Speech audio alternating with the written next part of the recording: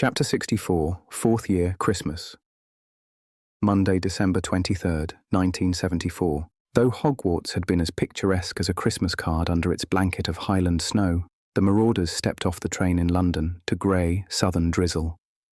The weather continued in much the same way for most of the Christmas break, meaning that sledding was off the cards this year, much to Remus's disappointment. It meant that the first few days before Christmas were pretty boring, and they made up for it by making regular trips into the village, underneath Mr. Potter's huge black umbrella, and spent long afternoons in the Muggle cinema there. Remus had convinced them to go. He hadn't been to see a film since he'd started at Hogwarts, and Stee's gang had been talking about Death Wish all summer, so he was dying to see it. It was just as exciting as he'd hoped, full of revenge and gore, and Charles Bronson reminded him a bit of Professor Ferox. James and Sirius were more interested in figuring out how the projector worked, which suited Remus fine because it meant they agreed to go with him twice. However, boredom soon got the better of them, and on the third visit to the picture house, a distraction presented itself in the form of a group of girls queuing at the ticket booth. At once, James and Sirius stopped discussing the ins and outs of visual perception versus frame rate and started acting very oddly indeed. James made more of an effort to flatten his hair than ever, while Sirius began leaning casually against the wall as if he was James Dean. The girls obviously noticed and kept glancing back and then giggling amongst themselves. They must be freezing, wearing miniskirts in December, Remus thought to himself. Finally, the girls finished buying their tickets and went into the second screen. "Mooney," Sirius said, not taking his eyes off the gaggle of long legs that had just passed. "how about we see something different today?" Yeah. James nodded blankly. Remus looked up at the poster above the door. The Great Gatsby. He screwed up his face. Ooh, it's a romance, though. What do you want to see that for? He protested. But it was too late. They were already halfway in. Remus settled down in the front row and resigned himself to his fate. It might not be that bad. He'd liked Robert Redford in Butch Cassidy and the Sundance Kid. He wasn't as cool as Charles Bronson, but he might shoot someone, at the very least. Half an hour later, and, as much as he didn't want to admit it, Remus was thoroughly immersed in the film, for all its pastel shades and silly costumes. There had been no shooting so far, but he was hoping for the best, and in the meantime was rooting for Daisy to see sense and leave her awful husband. At some point, Remus glanced to his left, to see if Sirius and James were enjoying the film too, and found that he had been abandoned. Twisting about in his seat, he stared into the darkness behind him, and could just about make out the dark shapes of his two friends sitting in the very back row, both engaged in some kind of horrendous teenage grappling match with two of the girls from earlier. Mortified, Remus turned around at once, slouching down low in the red velvet seat. He couldn't concentrate on the film now, and he'd been right anyway. It was a stupid, boring, girly romance, and Robert Redford clearly wasn't going to shoot anyone anytime soon. In a split second, he made his decision and quickly left the theatre. It was too late to get a ticket for Death Wish, and the usher behind the ticket stand was giving him a very pointed look, so he shoved his hands deep in his pockets and sloped out, feeling bitter and mean. The town James's parents lived in was a lot posher than the one Remus had grown up in. It was all pretty red brick cottages and oak trees. There was a big village green at the centre, and Remus could imagine cricket taking place there in the summer. It was raining now, though, and James had the umbrella, so Remus had no choice but to duck for cover under the nearest bus shelter. There was a little shop right opposite the bus stop, and he watched it for a while, checking out the simplest entry points. Not that he was going to break in. He definitely could. It looked really easy. But what if Mr. and Mrs. Potter found out? They'd never have him for Christmas again. He thought about going back to the house, but he didn't want to explain why he'd left Sirius and James in the picture house like that. Pricks. He kicked the side of the shelter with his heavy boots. An old woman, walking past with her little Scotty dog, tutted at him loudly, and he swore in return, throwing up a middle finger. Even James had let him down now. James, whose pure and honest adoration for Lily Evans had been the one thing which convinced Remus that snogging might not be that disgusting after all. He'd expected something like this from Sirius, who had never had any kind of impulse control anyway, but James... "Oi, Mooney!" As if by magic, James and Sirius appeared on the other side of the road, underneath the big black umbrella. He tried to ignore them, but it was a bit stupid, seeing as they were the only three people on the street. "Where are you off to?" Sirius grinned as they crossed to join him under the bus shelter. Just sitting here. Remus shrugged. "Why'd you leave?" Could ask you the same. "We only popped off for a minute." Ugh, I don't want to hear about it. Remus covered his ears. He glared at James. What about Lily? What about it's not time yet, but I don't mind? Remus parroted back the words James had spoken in November. James looked stricken for a moment, but Sirius laughed heartily and slapped Remus on the shoulder. Oh, come off it. Evans isn't going to care if Potter snogged some muggle girl when he was 14. Calm down, Mooney. That did it. If there was anything more likely to send Remus into a rage, it was being told to calm down. No, He growled. you made me watch that stupid girls' film just so you could grope a couple of muggle birds in the back row. Sirius tossed his dark hair and rolled his eyes. Merlin Lupin, we can go and see your beloved Charles Bronson tomorrow if you really want. I mean, excuse us if we want to act like normal teenagers for 5 minutes. Something about this insult struck Remus so sharply that if he'd had his wand, he'd have cursed Sirius right then and there. As it was, he only had his fists. Fortunately, he was pretty good with those, and punching was often a lot more satisfying than cursing. By the time James had wrenched them apart and stood between them, Sirius's nose was extremely bloody, and Remus could feel the beginnings of a black eye forming. What's wrong with you two? James huffed, dragging them both through the rain back to his parents' house. He's a tosser. Remus spat, trying to keep the drizzle out of his sore eye. He's a wanker. Sirius returned stuffily, holding his wet jumper up against his nose. You're both dickheads. James said firmly as they reached the front gate. Mrs. Potter fixed them both up very quickly. She was just as quick at healing spells as Madame Pomfrey, then gave them a good telling off, with Mr. Potter standing behind her, trying not to smile and saying, Boys will be boys, Effie dear. Afterwards, Remus went straight up to the spare room and sat on the bed for the rest of the day doing his holiday homework. He knew it was silly and childish to sulk, but if he had to see Sirius again, he couldn't be sure he wouldn't swing for him. He thought about Ferox telling him, "It's good to be angry," but somehow didn't think that was what the teacher meant. Was he jealous? Jealous that all his friends had copped off with a girl now, and he hadn't. Maybe that was it. Remus couldn't really ignore the fact that he was the only one of his friends who wasn't completely driven by his hormones, like a normal teenager, as Sirius had so kindly put it. Ouch. There was that pain again. Remus drew his knees up under his chin, making himself as small as possible, if he had a galleon for every way in which he was not normal. He went down for dinner, but didn't talk to James or Sirius, limiting himself only to polite interchanges with Mr. and Mrs. Potter. After they were excused from the table, he went straight back upstairs and curled up under the duvet with a book until he fell asleep. He dreamed that he was back in the cinema, trying to watch a strange combination of The Great Gatsby and Death Wish, in which Professor Ferox really was Charles Bronson, black moustache and all, aiming his pistol at the gleaming socialites of West Egg. Something kept nudging Remus's elbow, distracting him from the film. He turned and saw that it was Peter and Desdemona writhing about in the seat beside him, lips locked. Annoyed, Remus got up and sat in the row behind, returning to the film. Soon, something else bothered him. It was Mary and Darren. Remus had of course never met Darren, and the boy in the dream looked just like Muciba for some reason. They were snogging too. Disgusted, Remus tried to get up once more but tripped over Lily and James, who were rolling in the aisle. For God's sake, He shouted. Lily looked up at him and laughed. So did Mary, and now Peter and James too. Sirius appeared at the very back of the theatre, his body silhouetted by the whirring projector. Never mind him. He laughed along with the others. He's not like us. Remus spun around just in time to see Ferox shoot Robert Redford, then woke up with a start. He was hot and sweating under the heavy duvet and had to fight to free himself. Feeling very silly for having had a nightmare at his age, he clambered out of the large four-poster bed and headed for the nearest bathroom. The clock on the landing read midnight, so he didn't turn any lights on, though he could see a faint yellowish glow seeping out from under James's bedroom door. Remus used the loo, then washed his hands and face, taking a few sips from the cold tap before wiping himself dry on his pyjama sleeves. Feeling much better, he returned to his bedroom, just as James's door swung open. Bloody hell, it's you, Mooney. James whispered, sounding relieved.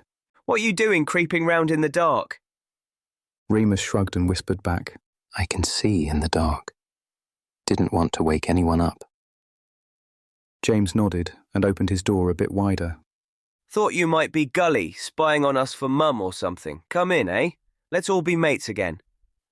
It didn't take much convincing for Remus to agree. Fighting took up too much energy, especially when you all lived together. He still didn't really want to talk to Sirius, but he went in for James's sake.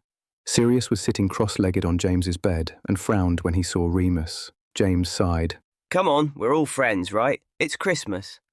Sirius nodded solemnly. Remus nodded back. He joined them on the bed, where he was surprised to see they were poring over some spell books. Homework? He asked. Prank. James replied. Haven't worked out the kinks yet, though. Oh, okay. Remus nodded, and then, because he didn't want it to be awkward anymore, he asked, How's your nose, Black? Fine. Sirius grinned at him, relaxing into humour at once. You're losing your touch. Remus smirked. Oh, yeah? Ask Snape. Head-butted him on the train in September. You never did. Yup. Bloody hell. James laughed. And he hasn't tried it on since? Not yet. Remus said, trying not to sound too nervous about it. Probably planning something, though. What's the prank? We'll, tell you when we know how to do it. Might not come off right. James said quickly, closing the book nearest him. Remus raised an eyebrow and said nothing. This only confirmed a suspicion he'd had for quite some time. He didn't want to get into any of that now, though. He'd wait and see if anything came of it. Sorry I brought up Lily. He told James. I didn't mean it. Sirius is right. She won't care. If she's ever stupid enough to go out with you, that is. James shoved him playfully. Piss off. At least that stupid competition is over now, yeah? Remus asked, hopefully, looking at Sirius. Yeah, I suppose. Sirius shrugged. We paid Pete his dues anyway. What a letdown, though. Snogging, I mean. Don't know what all the fuss is about. Remus didn't say anything, though he was secretly pleased, so he wasn't missing out on anything after all. It was all right, James said diplomatically. Probably takes practice. Must get better. It had better. Sirius said, very seriously. James and Remus burst out laughing. Christmas Day, 1974. Christmas morning was as dark and gloomy as the previous week had been, and Remus was woken by the noise of the rain pelting against his bedroom window. Still, the Potter's house was as festive as ever, and the five of them settled down to a hearty breakfast with smiles on their faces. Breakfast was quickly followed by presents, the usual fare of sweets, chocolate, new quills from the Potters, books and socks. Remus was very surprised to receive a hand-knitted scarf from Lily in Gryffindor red with gold tassels. He felt a bit bad. He hadn't bought anything for any of the Marauders this year, let alone any of the girls. She'd never given him a gift before, except for the reading aid, which, he had to admit, had been a pretty good present. He resolved to get something for her next time they went to Hogsmeade. They were just finishing up with the presents, Mrs. Potter vanishing the scrunched-up wrapping paper with a sweep of her wand, when a loud, mournful song sounded in the hallway. It was a high-pitched, haunting melody, completely unnatural and completely beautiful.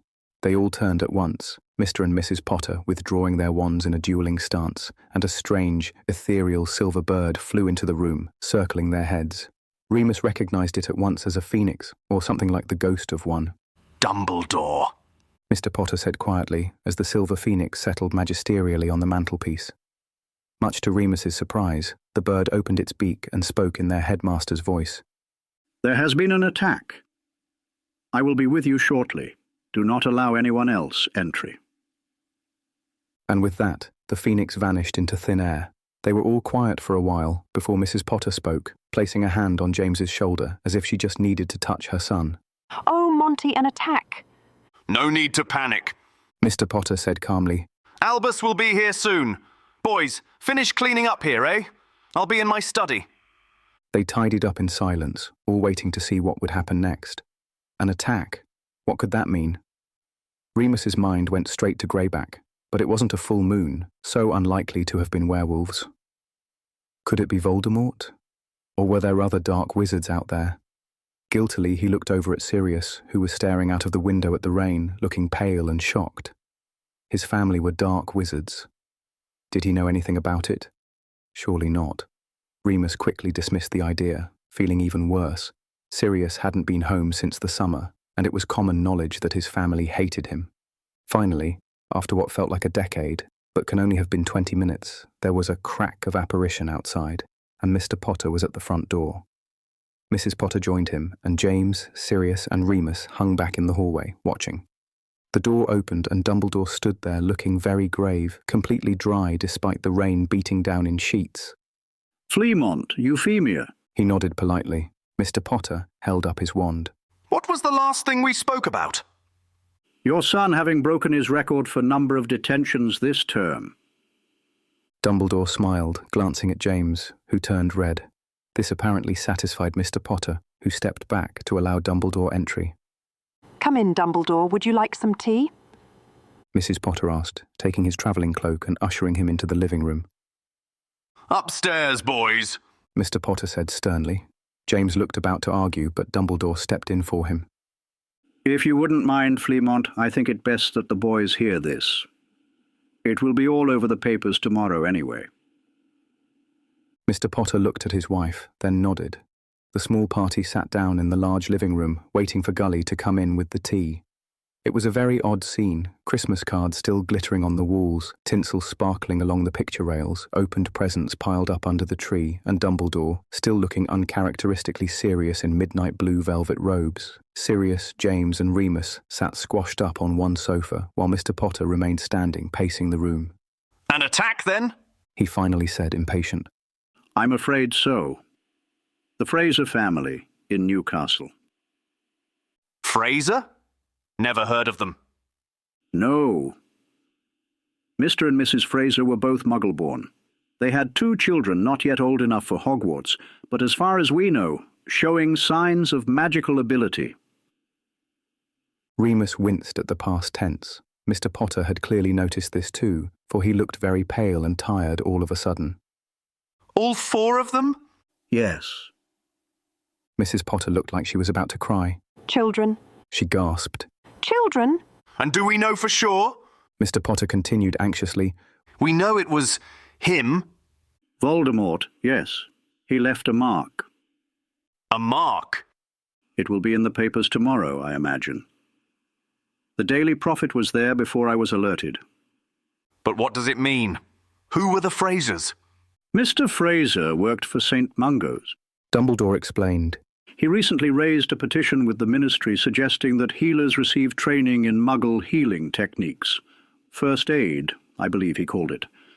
This didn't go down very well with certain factions, I'm sure you can imagine.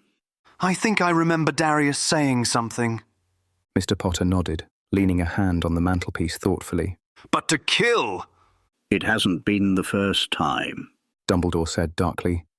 But it is the first time they have made themselves known. This mark that was left behind, it has been seen elsewhere. Some of the old families have adopted it, a kind of secret sign of their allegiance to Voldemort, only not so secret anymore. Which families? Sirius said suddenly, looking at Dumbledore. He was tense all over. Remus could feel it. Dumbledore looked at him kindly. There is so far nothing to link the Blacks to this attack. So far. Sirius repeated. But you know they're... It doesn't help anybody to jump to conclusions. Dumbledore held up a hand. The situation is grave, yes, but we must not lose our heads or allow emotion to cloud our judgment. There are difficult times ahead, and we will all need each other to be vigilant. He said this directly to Sirius, and seemed to be speaking to James and Remus too. Remus felt an uncomfortable twisting in his abdomen. He didn't understand everything, but he knew that some great responsibility had settled on their shoulders, one he wasn't sure he could live up to. I'm not trying to frighten anyone, Dumbledore continued, as if he had read Remus's mind. But nor do I wish to devalue the seriousness of today's events. I am working quickly to gather support, a line of defense against Voldemort. I have already spoken to a number of trustworthy associates within the ministry. Fleamont, can I count on you? Of course.